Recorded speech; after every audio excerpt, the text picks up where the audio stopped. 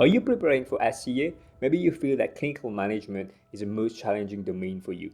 Last week, I had a coaching call with GP Trainee. He asked me, how do I score well in clinical management? After coaching over 100 GP trainees, I've analyzed what separates GP trainees who score well and those who struggle with their clinical management. In this video, I'm going to share with you practical tips that will boost your score in clinical management. A major difference between successful GP trainees and those who don't score well is that they have done it many times. It's not the first time that they're consulting a patient with undifferentiated symptom. It's important that you refine your skill and are able to manage uncertainty and risk so that when it comes to the exam, you don't feel uncomfortable managing risk and you know what you're doing. Even if you don't know what's going on, you can still make a safe management plan that will be reasonable. Learn from your senior to see what they're doing and how they're managing this uncertainty and risk. Most GP trainees are comfortable in data gathering,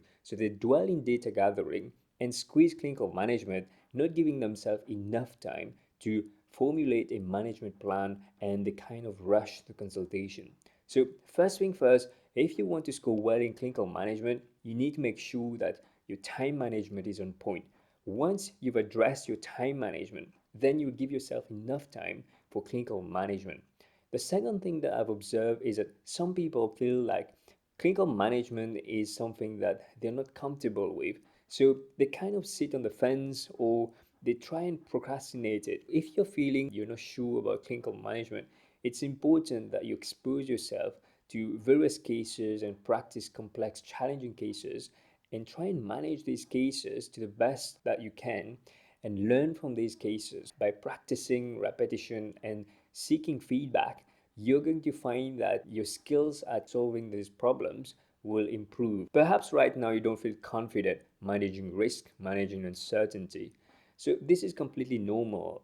Chances are you haven't practiced complex and challenging cases. That's why you don't feel confident at it. Think of it as you're driving a car. If you're driving a manual car, every time that you're having to change the gear, you need to think of it. While you're practicing and refining your consultation, it will come naturally to the point that it will feel as if you're driving an automatic car. You won't have to think about these steps and you'll just continue driving and navigate the car. Have you found the insights in this video useful so far? If so, you might be interested in SEA Blueprint and mini course. This is a free blueprint that you can get and teaching from myself. Just click the link down in the description below and sign up and you will get a teaching from me every day for the next 7 days. When you're thinking about your consultation, make sure that you've got a clear structure with the clinical management, how you're going to discuss a treatment plan. A common mistake in clinical management is not taking into account the patient's unique circumstance. Let me give you an example. If you've got a patient who's presenting with wrist pain, if you don't know what's the occupation of that patient, then your management might not be appropriate. For example, if you're consulting a tennis player who's got a match to play next week and he's got a wrist pain, so the way you're going to manage that patient will be different to another patient who is not a tennis player. So it's important that you manage your patient based on the circumstance and situation.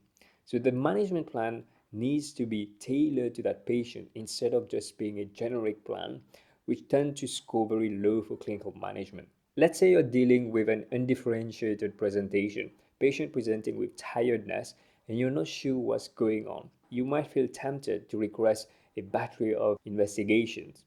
It's very important that you base your clinical management on the history. So based on the patient's history and what you've gathered, then you make a logical plan as in what investigation you're going to request. So the investigations that you request needs to be justifiable, because if you're just requesting a bunch of tests and not able to justify that, then you're not going to score well in clinical management. If you found this video useful, you might be interested to watch the next video in which I go over how to plan your preparation and revise for SCA. Click here to watch it. Take care everybody. Bye bye.